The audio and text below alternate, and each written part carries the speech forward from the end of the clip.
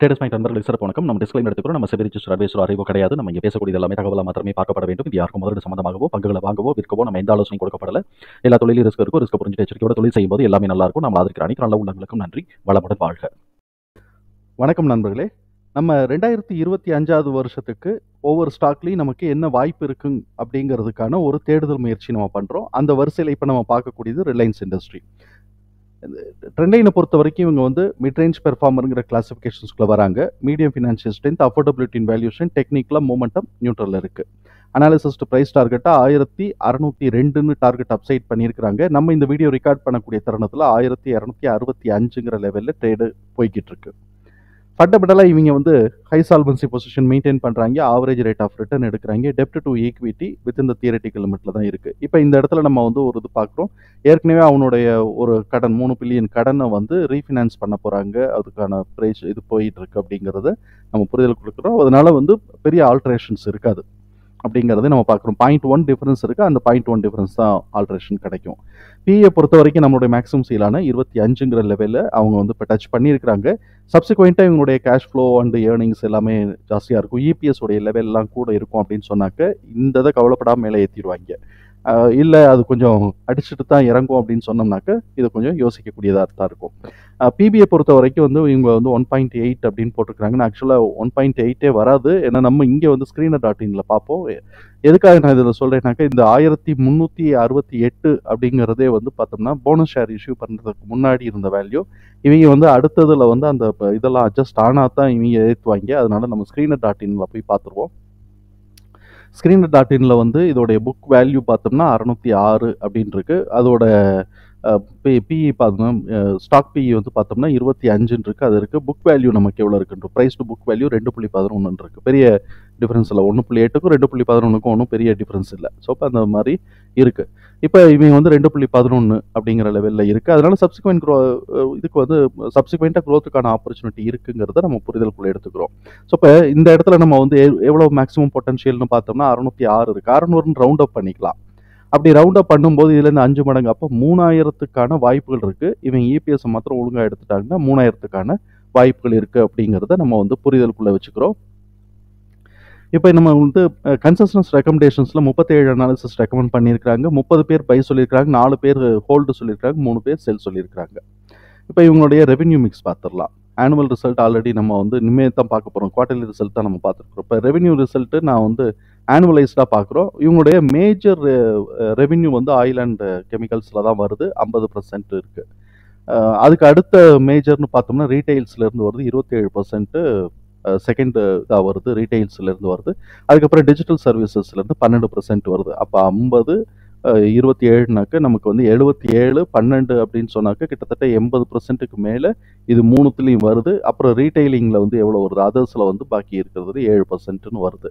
இப்போ இந்த மாதிரி இருக்குது. இதே மாதிரி தான் ப்ராஃபிட்டும் வந்து பார்த்தோம்னா அதே ரேஷியோவில் வருதானா அதே ரேஷியோவில் வரல. ஆயில் அண்ட் கெமிக்கல்ஸ் தான் 44% ப்ராஃபிட் கொடுக்குறாங்க. அதுக்கப்புறம் டிஜிட்டல் சர்வீஸில் தான் ப்ராஃபிட் ஜாஸ்தியாக இருக்குது.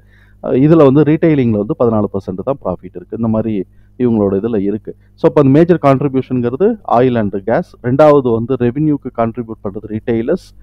ப்ராஃபிட்டுக்குன்னு நம்ம கால்குலேட் இது பண்ணுறது ஆயில் அண்ட் கேஸு. அதுக்கப்புறம் டிஜிட்டல் சர்வீஸ் தான் வந்து ப்ராஃபிட்டுக்கு நெட்டாக நிறைய கான்ட்ரிபியூட் பண்ணுறாங்கிறத எடுத்துக்கும். இவங்க ஃப்யூச்சரில் நிறைய க்ரோத்துக்கான ஆப்பர்ச்சுனிட்டி இருக்குது. இவங்களுடைய ஆனுவல் ரிப்போர்ட் நம்ம படித்து பார்க்கும்போது கம்பெனிஸ் வந்து இது பண்ணியிருக்கிறாங்க. கம்பெனிஸை வந்து இவங்க அக்வயர் பண்ணியிருக்காங்க. லித்தியம் பேட்டரி தயாரிக்கக்கூடிய கம்பெனிஸ் இதெல்லாம் வந்து அக்வயர் பண்ணியிருக்கிறாங்க. அதுக்கப்புறம் வந்து சோலார் இதில் வந்து எக்ஸ்பான்ஷன்ஸுக்கு வந்து பார்த்துருக்கோம். இவங்க 40% ஷேரை கூட வாங்கி வச்சுருந்தாங்க. ஸ்டெர்லிங் அண்ட் வில்சன் அந்த வின்சன் அந்த அவங்களோடதுலேருந்து 40% ஷேர் வாங்கி வச்சுருந்தாங்க. ஆர்இசிலேருந்து ஏதோ ஒரு இது வந்து அக்வயர் பண்ணியிருக்கிறாங்க. ஆர்இசி சோலார் பேனல் போடுறதுக்கு. அப்புறம் லித்தியம் பேட்டரிக்கு உண்டானது பண்ணியிருக்காங்க. இந்த மாதிரி வந்து நிறைய அது வந்து எக்ஸ்பான்ஷன் ப்ரோக்ராமுக்கு இருக்குது. ஸ்ட்ராட்டஜிஸ் எல்லாமே வந்து அவங்க பண்ணி வச்சுருக்கிறாங்க. அந்த அளவுக்கு வந்து ஃப்யூச்சரில் எக்ஸ்பான்ஷனுக்கான ஆப்பர்ச்சுனிட்டி இருக்குது. இயர் 2035 தான் பெரிய லெவலில் நம்ம பார்க்கணும். இன்றைக்கி இப்போ வந்து நம்ம அடுத்தது இபிஎஸ் நம்ம பார்க்கலாம். குவார்டர்லி ரிசல்ட்டை பார்த்துடலாம். குவார்டர்லி ரிசல்ட்டில் வந்து இயர் அண்ட் இயர் கம்பேர் பண்ணும்போது செப்டம்பர் 2024 செப்டம்பர் 2023 கம்பேர் பண்ணும்போது நெட் ப்ராஃபிட் 4.8% குறைஞ்சிருக்கு. அதே மாதிரி ரெவென்யூ 0.3% இன்க்ரீஸ் ஆயிருக்கு. ரெவென்யூ இன்க்ரிமெண்டல் ட்ரெண்டில் தான் போய்கிட்டு இருக்கிறான். Q2Q நம்ம பார்க்கும்போது கிட்டத்தட்ட ஒரு 1000 கோடி ரூபாய்க்கு ரெவென்யூ இன்க்ரீஸ் ஆகிருக்கிறான். ஆனால் இபிஎஸ் உடைய லெவல் இந்த இந்த சைட்டில் நம்ம வந்து இபிஎஸ் உடைய லெவல் பார்க்க வேண்டாம், நம்ம நேரடியாக இங்கே போய் பார்க்கலாம். ஏன்னா அதில் வந்து அட்ஜஸ்ட் ஆகிருக்காது நமக்கு வந்து. இப்போ இவனோட இபிஎஸ் உடைய லெவல் பார்த்தோம் அப்படின்னு சொன்னோம்னாக்க 12.24ன்னு செப்டம்பர் மாதத்துக்கு இருக்குது. 12.24 அப்படிங்கிறது நமக்கு வந்து பார்த்தோம்னாக்க போன குவார்ட்டர் காட்டிலும் ₹1 கூட. இவன் ஜூன் மாதம் எப்போதும் கம்மியாக எடுக்கிறாங்க. இதை பார்த்தோம்னாக்க ஒரு 2022 மாத்திரம் விதிவிலக்கு ஆகிப்போச்சு, ₹1 கூடி இருக்கிறான். 2023 ஜூன் மாதத்துக்கு பார்த்தோம்னாக்க கம்மியாக எடுத்திருக்கிறான். அதே மாதிரி 2024 ஜூன் மாதமும் கம்மியாக எடுத்திருக்கிறான். அந்த இடத்துல இறங்கிட்டு திருப்பி ஆனுவல் ரிசல்ட் வர ஆரம்பிக்கும் போது ஏற்றி விட்டுட்டு இருப்பாங்க. ஸோ இப்போ இந்த மாதிரி இருக்குது. நெட் ப்ராஃபிட் மார்ஜின் வந்து இன்க்ரீஸ் ஆகிட்டே இருக்குது அப்படிங்கிறத நம்ம வந்து புரிதலுக்குள்ளே எடுத்துக்கிறோம். இப்போ வந்து இவனோடது சரி, இப்போ இவனோடது இன்க்ரிமெண்டல் ட்ரெண்டில் இருக்கா அப்படின்னு நம்ம பார்க்கணும். இன்க்ரிமெண்டல் ட்ரெண்டில் இருக்கான்னு பார்க்கணுன்னா நம்ம இங்கே பார்க்க வேண்டாம், நம்ம இங்கேயே பார்த்துடலாம். ஒரு ₹1 வேரியேஷன் இருக்குது. ₹1.50 வந்து வேரியேஷன் இருக்குது நம்ம ஆவரேஜ் பண்ணும்போது. இப்போ நெக்ஸ்ட் குவார்ட்டருக்கு வந்து 50 டிடிஎம் இருக்குது. அவன் வந்து அங்கே அது கரெக்டாக வந்துருச்சு. அப்போ இந்த ஆக்சுவல் ரிசல்ட் வந்து இந்த 12.75க்கு மேலே போகுதுன்னு வச்சுக்கோ. ஏன்னா இதான் அதை எடுத்து எக்ஸிட் ஆக போகுது. அப்போ அந்த 12.75க்கு மேலே எடுக்கிறான் அப்படின்னு சொன்னாக்க இது வந்து ஈக்குவலைஸ் ஆயிரும். இல்லை 12.75க்கு கீழே தான் எடுக்கிறான்னாக்க நம்ம போட்டிருக்கிற மாதிரி அந்த 50க்குள்ளேயே வரும். இதே மாதிரி அடுத்த குவார்ட்டருக்கு வரும்போது 48 அது ஆவரேஜை மாத்திரமே எடுத்துகிட்டு வந்தாங்கன்னா இவனுக்கு ஆனால் கூடுறதுக்கு வாய்ப்புகள் இருக்குது. அப்போ இவனுக்கு வந்து இன்க்ரிமெண்டல் ட்ரெண்டில் தான் இருக்குன்னு நம்ம வச்சுக்கலாம். இப்போ இதை ஆனுவல் ரிசல்ட்டில் நம்ம பார்ப்போம். ஆனுவல் ரிசல்ட்டில் வந்து இன்க்ரிமெண்டல் ட்ரெண்டில் இருக்கான்னு பார்ப்போம். இபிஎஸோடைய டிடிஎம் ஆனுவல் ரிசல்ட்டில் இபிஎஸோடைய டிடிஎம் வந்து இன்க்ரிமெண்டல் ட்ரெண்டில் இருக்கான்னு பார்க்கணும். இபிஎஸ் தான் அதுவே இன்க்ரிமெண்டல் ட்ரெண்டில் தான் இருக்குது. இப்போ எல்லாத்துலேயும் பாதியாக குறைஞ்சிரும். இப்போ 92, 98, 102ன்னு இன்க்ரீஸ் ஆயிருக்கு. அப்போ இந்த தடவை அவன் 102க்கு மேலே எடுக்கணும். 102னாக்க இப்போ போனஸ் ஷேர் இஷ்யூ பண்ணதுனால பாதியாக குறைச்சிக்கணும். 51க்கு மேலே எடுக்கணும் அப்படிங்கிறது தான் நம்மளுடைய பார்வையாக இருக்கும். அதுக்கான வாய்ப்பு இருக்குது அப்படின்னு சொன்னால் அதுக்கான வாய்ப்பு இருக்குன்னு 2 குவார்ட்டருடைய ரிசல்ட் வரணும். இப்போவே இருக்கு 23 கவர் ஆயிடுச்சு. நெக்ஸ்ட் குவார்ட்டருக்கே நமக்கு டிடிஎம்ஏ 50 இருக்குது. அதுக்கு மேலே அவன் 1 எடுக்கணும்னா இன்னும் ஒரு 2 எடுத்தோம்னா கூட எடுத்தான்னா வந்துரும்ங்கிறது ஸ்கோப் இருக்குது. இப்போ இவனோட இந்த சூழலில் இவனுடைய எஃப்ஐஎஸ் வந்து டிக்ரீஸ் பண்ணி வச்சுருக்கிறாங்க. கிட்டத்தட்ட வந்து நமக்கு 1% டிக்ரீஸ் பண்ணி வச்சுருக்கிறாங்க. டிஏஎஸ் வந்து அந்த 1%க்கு 0.6% ஏற்றி வச்சுருக்கிறாங்க. டிஏஎஸ் ஏற்றி வச்சுருக்கிறாங்க. கவர்மெண்ட்டு கூட 1% வந்து 0.01% கம்மி பண்ணி வச்சுருக்காங்க. அந்த மாதிரி இருக்க இப்போ இது ஓரளவுக்கு போய்கிட்டு இருக்கு. இப்போ இவனுடைய இன்ட்ரென்சிக் வேல்யூ நம்ம பார்ப்போம். இதில் வந்து இந்த screener.inல ஸ்மார்ட் அனாலிசிஸ் போட்டோம்னா டிசிஎஃப் போட்டோம்னாக்க இன்ட்ரென்சிக் வேல்யூ. இப்போ என்னுடைய ஏர்னிங்ஸ் ஆட்டோமேட்டிக்காக அதில் இருக்கக்கூடியது ஃப்ரீ கேஷ் ஃப்ளோவில் என்ன இருக்கோ அது வந்துடும். டிஸ்கவுண்ட் ரேட் வந்து டிஃபால்ட்டாக இருக்குது. ஏர்னிங் க்ரோத் இதெல்லாம் டிஃபால்ட்டாக இருக்கும். டெர்மினல் வேல்யூ மாத்திரம் 4 இருக்கான்னு பார்க்குறோம். 4 வந்து நார்மலாக வைக்கணும். இது எல்லாமே அசம்ஷன். நம்ம ஏதாவது ஒரு கால்குலேஷனை பேஸ் பண்ணி தான் கொண்டு போகிறோம். அப்படி நமக்கு வந்து நம்ம வந்து 10 இயர்ஸ்க்கு ஒர்க் பண்ணும்போது பார்த்தோம்னா இன்ட்ரென்சிக் வேல்யூ 632ன்னு வருது. ஸோ இப்போ 632. இப்போ இது வந்து பார்த்தோம் அப்படின்னாக்க இந்த இடத்துல நம்ம வந்து அடுத்த ஒரு 3 வருஷத்துக்குன்னு போட போகிறோம்னு வச்சுக்கோமே. 3 இயர்ஸ்ன்னு போட்டோம்னாக்க அது குறையும், 574 குறையும். இருந்தாலும் நம்ம வந்து இப்போ இன்னைக்கு தேதிக்கு இன்ட்ரென்சிக் வேல்யூ என்ன இருக்குங்கிறத சும்மா நம்ம வந்து வச்சுக்கலாம். 550லேருந்து 650 வரைக்கும் இருக்குன்னு ஒரு ரேஞ்ச் வேணால் போட்டு வச்சுக்கலாம். இதை மாதிரி இருக்குது. ஸோ இப்போ இந்த இன்ட்ரென்சிக் வேல்யூ நம்ம பார்த்துக்கிட்டோம். இப்போ நம்ம வந்து இந்த இபிஎஸ் தகவல்களை தூக்கி நம்மளோட எக்ஸல் ஃபார்மேட்டில் போட்டிருக்கிறோம். நமக்கு எக்ஸல் ஃபார்மேட்டில் நமக்கு வந்து நார்மலாக நம்ம எப்போதும் போல் கொண்டு வரோம் இல்லைங்களா. 4 மடங்கு 8 மடங்கு 15 20 கொண்டு வரும் இல்லைங்களா. அதில் நமக்கு கிடைக்கக்கூடிய இது பார்த்தோம்னா ரேஞ்ச் வந்து 1176லேருந்து 1654 வரைக்கும் இருக்குது. இது ஒரு ரேஞ்சு. சரி, இப்போ இவன் வந்து பிளாஸ்ட் போனா அப்படின்னு சொன்னோம்னா 1896 1870லேருந்து 1896 ஒரு ₹200 வித்தியாசம் வருது. சரி, இவனோட இபிஎஸ் உடைய இது வந்து புக் வேல்யூ தியரி பிரகாரம் நம்மனா 5 மடங்கு போடுறோம். ₹3000 சான்சஸ் இருக்கு. அப்போ ₹3000 உடச்சி இவன் போனா அப்படின்னு சொன்னா ₹4500 வாய்ப்புகள் இருக்கு. இதெல்லாம் வந்து ஸ்கோப் என்ன இருக்குங்கிறத நம்ம பார்த்துக்கிறோம். ஓவராலா இது வந்து மேலே ஏறுச்சு அப்படின்னு சொன்னால் ஓவராலாக ஸ்கோப் எவ்வளோ இருக்குன்னா நம்ம புக் வேல்யூ தியரி பிரகாரம் புக் வேல்யூ தியரிக்கு 5ன்னு போட்டோம்னா 3000க்கான பாசிபிலிட்டிஸ் இருக்குது. இவன் இப்போ அதுக்கும் கம்மியாக தான் போய்கிட்டு இருக்கிறான் அப்படின்னு பார்க்குறோம். ஃபேர் ப்ரைஸ் நமக்கு இன்றைக்கி இருக்கக்கூடியது இன்ட்ரென்சிக் வேல்யூ என்ன இருக்கட்டும், ஃபேர் ப்ரைஸ் வந்து 827ன்னு இருக்குது. 827க்கு கீழே ஷேர் ப்ரைஸ் இறங்கிச்சுன்னா அட்வான்டேஜ் நமக்கு ரொம்ப சீப்பாக கிடைக்குதுன்னு அர்த்தமாகும். அதனால மேக்ஸிமம் அந்த ரேஞ்சுக்குள்ளே சப்போர்ட் எடுத்துருவாங்கிறது என்னுடைய புரிதல். சரி, இப்போ வந்து இதெல்லாம் வந்து ஒரு இதில் நமக்கு கிடைக்கக்கூடியது என்ன, எந்த அளவுக்கு ஸ்கோப் வச்சுக்கலாம் அப்படிங்களா. 1870 1900 அந்த ரேஞ்சுக்கு வந்து ஃபஸ்ட்டு ஸ்கோப் வச்சுக்கலாம். 2வது போச்சுன்னா புக் வேல்யூ தியரி பிரகாரம் 3000க்கான வாய்ப்புகள் இருக்கு அப்படிங்கிறத நம்ம வந்து ஒரு புரிதலுக்குள்ள வச்சுக்கிறோம்.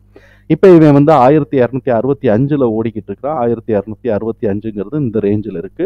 அதுக்கு அடுத்தது வந்து நமக்கு சப்போர்ட் ரேஞ்சுனா 1040லேருந்து 894 அப்படிங்கிற ஒரு சப்போர்ட் ரேஞ்ச் இருக்கு. நமக்கு இன்னைக்கு இதுவே ஃபேர் ப்ரைஸை 824ங்கிறதுனால மேக்ஸிமம் இறங்கினா இந்த சப்போர்ட் ரேஞ்சுக்குள்ளேயே தான் இறங்குறதுக்கான வாய்ப்பு இருக்குங்கிறது நம்மளுடைய புரிதலாக இருக்குது.